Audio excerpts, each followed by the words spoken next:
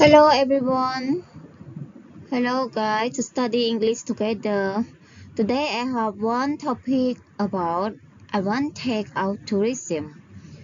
Okay គុណសម្បត្តិនៃវិស័យទេសចរណ៍ចាសំណេរមួយនេះក៏សំខាន់សម្រាប់ការចេញប្រឡងថ្នាក់ទី9ឬក៏ថ្នាក់ទី12ឬក៏តាមវិស័យក្រសួងមន្ត្រីរាជការនានាដែរចាអញ្ចឹងគឺល្អសម្រាប់អ្នកសិក្សាទាំងអស់គ្នាបងប្អូនអាចអានបានហើយក៏យកទៅជាប្រយោជន៍ក្នុងការប្រឡងរបស់បងប្អូនទាំងអស់គ្នាផងដែរចាសម្រាប់បងប្អូនដែលមិនទាន់បានជួយ Subscribe Channel អ្នកគ្រូសូមជួយ Subscribe ម្នាក់មួយផងណាដើម្បីបានវីដេអូថ្មីៗពីដើម្បីបានប្រធានបទថ្មីៗពីអ្នកគ្រូបន្តទៀតអរគុណច្រើនសម្រាប់ការ Subscribe អូខេអញ្ចឹងយើងចូលទៅប្រធានបទរបស់យើងទាំងអស់គ្នា Advantage of tourism ចាគុណសម្បត្តិនៃទេសចរណ៍ចាឬក៏នៃវិស័យទេសចរណ៍ Okay we read together Nowadays the Cambodian government is interested and attention in tourism very much The government is doing their best to open up the country for foreign tourists and national visitors In fact, there are several advantages of tourism for our country and people. Okay, we read again together. Nowadays, the Cambodian government is interested and attention in tourism very much.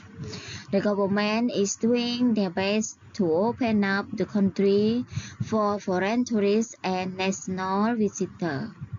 In fact, there are several advantages of tourism for our country and people. Okay, we translate together. បច្ចុប្បន្នរដ្ឋាភិបាលកម្ពុជាយើងចាប់អារម្មណ៍និងយកចិត្តទុកដាក់យ៉ាងខ្លាំងទៅលើវិស័យទេសចរណ៍ចា៎រដ្ឋាភិបាលកំពុងប្រឹងប្រែងអស់ពីសមត្ថភាពដើម្បីបើកប្រទេសយើងសម្រាប់ភ្ញៀវទេសចរបរទេសនិងភ្ញៀវទេសចរជាតិតាមពិតទៅវាមានអត្ថប្រយោជន៍យ៉ាងច្រើននៃវិស័យទេសចរសម្រាប់ប្រទេសជាតិនិងប្រជាជនកម្ពុជារបស់យើងអូខេបងប្អូនវិស័យទេសចរពិតជាមានសារៈសំខាន់មែនទែនគឺវាមានវានាំចូលនៅថវិកាជាតិយ៉ាងច្រើនពីភ្ញៀវបរទេសមកសម្រាប់មកទស្សនាប្រទេសកម្ពុជារបស់យើង Okay The main point is that tourists offer a lot of jobs to people like translator, receptionist, tour operator, bus driver, security guard, etc. Okay. When there are more tourists, a lot of people will be employed. Moreover, the government receives millions of dollars every year from tourism. Okay, we read together. Read again.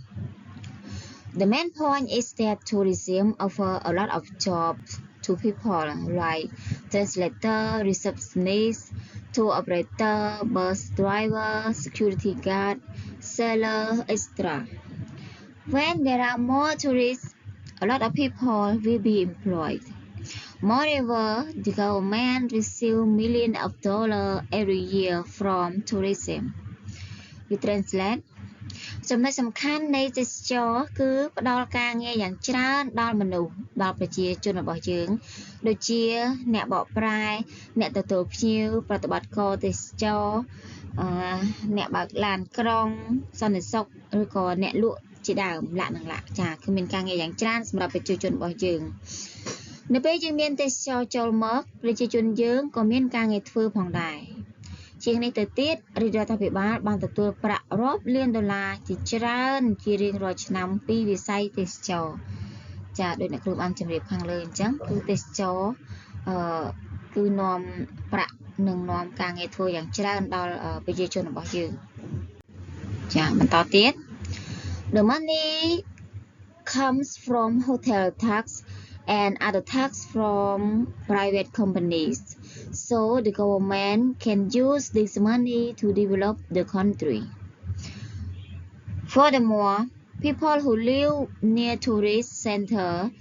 can sell their products like souvenir, foods, fruits, vegetables, jewelry, and a lot of things. Okay. The money comes from hotel tax and other tax from private companies, so the government can use this money to develop the country. Furthermore, people who live near tourist center can sell their products like souvenirs, food, fruit, vegetables, jewelry, and a lot of things. Okay, we translate. ថវិកាឬក៏លុយយើងនិយាយខ្លីទៅគឺលុយតែបងប្អូនបើសរសេរសម្ដីជាខ្មែរបងប្អូនអាចប្រែថាជាថវិកាដែលបានមកពីពន្ធសន្តាគារនិងពន្ធផ្សេងទៀតពីក្រុមហ៊ុនឯកជនចាបានន័យថាថវិកាជាច្រើនដែលបានប្រមូលមកពីសន្តាគារហើយនិងក្រុមហ៊ុនឯកជនផ្សេងណា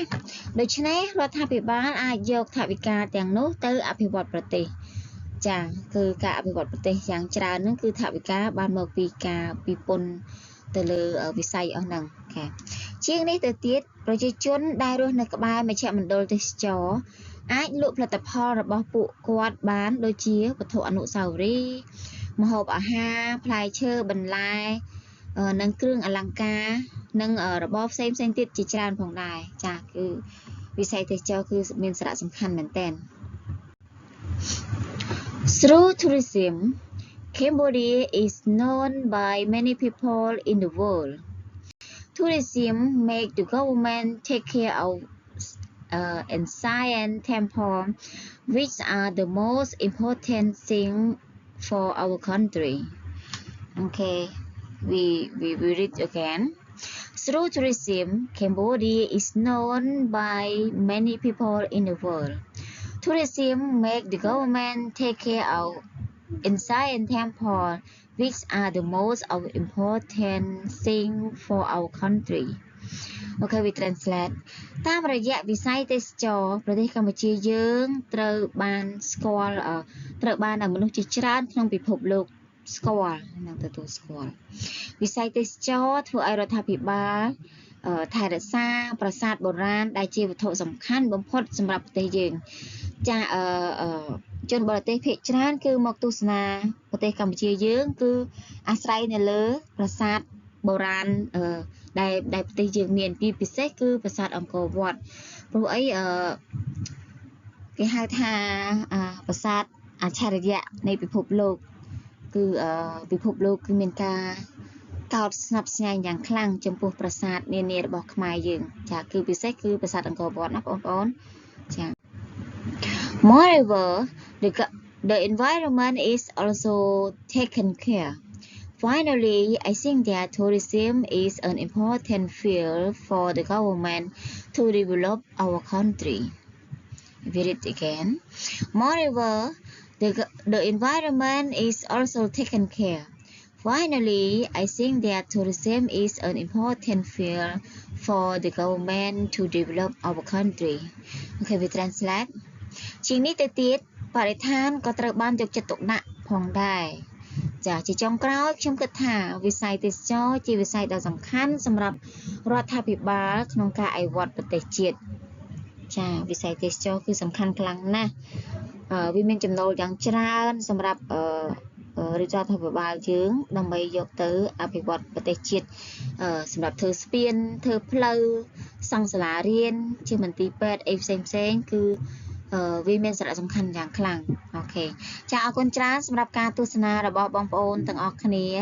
អរគុណសម្រាប់ការចូលទស្សនានិងអរគុណយ៉ាងច្រើនសម្រាប់ការ Subscribe និងការចូលចិត្តពីសំណាក់បងប្អូនអ្នករៀនទាំងអ្នកសិក្សាទាំងអស់គ្នាណាអរគុណច្រើនជម្រាបលា